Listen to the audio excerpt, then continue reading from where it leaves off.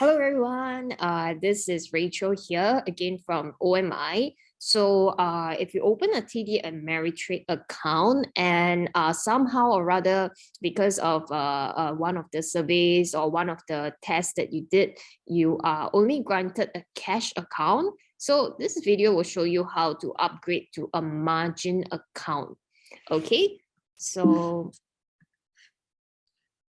all right, if you follow me in this TD Ameritrade margins or options upgrade form, what you need to do is just to fill up this form and actually email it to help@tdameritrade.com.sg, or just fax it over to them. But I think email is easier, or just give them a call. So usually when we email to them to upgrade our cash account to our margin account, they would request for us to fill up this form. So, might as well just fill it up for them first before they ask it from you. Okay, so first thing you need to do is to fill up your account number. So how do you find your account number? Is actually on your web version of the Think or Swim. Let me show you where it is. All right, so whenever you log into your TD Ameritrade account, you'll come to this education center. Just go to the account center over here. And then you scroll a little bit upwards, then you will see your account number over here. All right, so just go ahead and fill this up, and then go ahead and fill up all your prefix and your name, your middle name and your surname, which is also your last name. And then your date of birth, number of dependents, your marital status, employment, employment name, things like that. Occupational code, you can actually find it at the bottom of your page. Just need to find the one that is closest or most represent your job lah. Okay. And your employer address, remember to fill up your number over here as well. And then fill up your city, your state, your postal code, your country, your annual income, just an estimate will do, your estimated net worth, your liquid net worth, your how you're gonna fund an account. Usually we choose like either savings, retirement fund, employment wages, things like that. Okay. And if you have a co-owner, then you have to fill this up. So it's exactly the same thing as the top. So only for the co-owners. Affiliation, you can ignore it. If let's say you are related to some companies, 10% shareholders, or you are a policy making officer, then you have to read this. Okay. So investment objective for OMI, we always go for conservative, moderate, or moderate growth over here.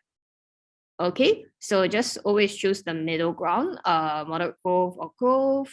Select the liquidity. Best is actually to put more than 1 year. We don't want you to invest with the money that you need within the next 3 months lah. Okay, and then your investment time horizon, the longer the better, of course. And fill up your account details here, your account number. If you need, always pause this video to fill up yours, and then you can start again as well. Okay, if you're a control person, meaning to say you are a C-suite level, CEO, CFO, COO, or any listed companies, or you work in a government agency that you are the treasurer, things like that, then, you have to fill this up. Okay, this is still the same details. Also fill in your account number. For the beneficial owners, right? This is for if let's say, if your individual actually owns 25% of the entity. Okay, so just fill up if let's say there's any beneficial owners. Let's say if something would happen to you lah. This is what my interpretation is. So if you have more than 3 or 4, just fill it up. Okay, so this is the important part. You need to say that you're applying for options and you're applying for stocks. Stocks, actually, you would definitely get it already. And, you can choose growth, you can choose income, conservation of capital, but do not choose speculation. And for this, right, you can apply for tier 2 margin. Okay, so you can just choose tier 2 margin over here.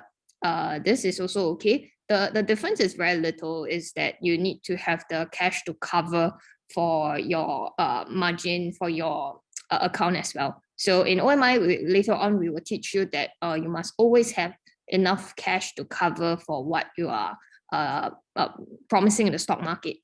Okay, so you can just choose tier two standard margin. All right. Investment experience, if you are applying for options, which our case, yes, you do have to fill this up. The best is you can fill in some experience over here. Take note that if you fill in that you do not have, you have zero experience, then of course your account will not be approved. Then, you know, for your investment knowledge, you know, can just put good or extensive. And for your co-owner, same thing as well. Okay, so your account number one more time.